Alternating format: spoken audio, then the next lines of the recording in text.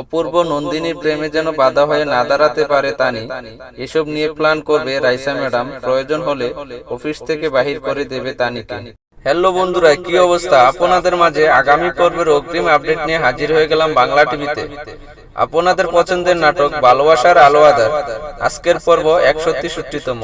তাই এই পর্বটা কেউ মিস করবেন না, আর চ্যানেলটা সাবস্ক্রাইব এবং লাইক শেয়ার করে দিবেন, তাহলে দেখতে থাকুন সম্পূর্ণ ভিডিও।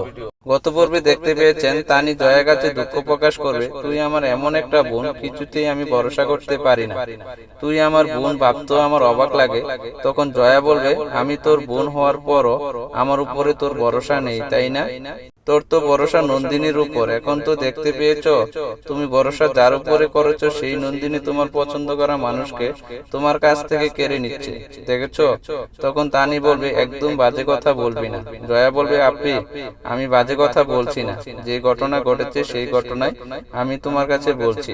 এই পর্বে দেখতে পাবেন অপূর্ব বলবে, কাজের সময় কাজ, লাঞ্চের সময় লাঞ্চ, তাহলে চলো লাঞ্চের সময় হয়ে গেছে, লাঞ্চে যাই।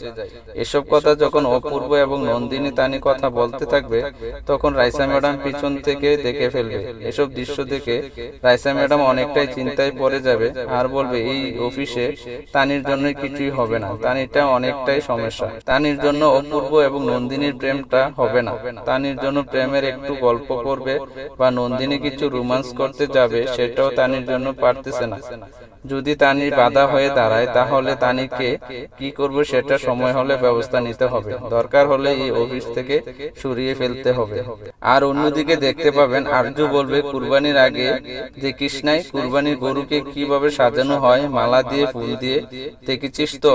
তখন আরজুর বোন বলবে, দেখেছি তো, কিন্তু তুই এসব বলতেছিস কেন? আচ্ছা বউ, তুই সত্য করে বলতো, তুই কি করতে চাস? তখন আরজু বলবে, সেই বিষয়টা এখন তুই না জানলেও চলবে, সময় হলে বুঝতে পারবি। আর অন্যদিকে দেখবেন অপূর্ব নন্দিনী এবং তানিকে নিয়ে লাঞ্চ করার জন্য গিয়েছে। অপূর্ব সবাইকে লাঞ্চ করাবে এই বলে নিয়ে গিয়েছিল, কিন্তু ওখানে গিয়ে তানি বলবে লাঞ্চ খাবে না। তখন অপূর্ব বলবে, তুমি তো সবসময় বলতে স্যার কখন খাওয়াবেন, আর এখন এসেছো লাঞ্চ করার জন্য, তুমি বলছো খাবে না। এছাড়াও থাকবে আরো অনেক সুন্দর সুন্দর কাহিনী। সবাইকে আগামী পর্বের ভালোবাসার আলো আঁধার নাটক দেখার আমন্ত্রণ রইল, আর চ্যানেলটা সাবস্ক্রাইব এবং লাইক শেয়ার করতে ভুলবেন না। আজকের মতন বিদায়, ভালো থাকেন, সুস্থ থাকেন।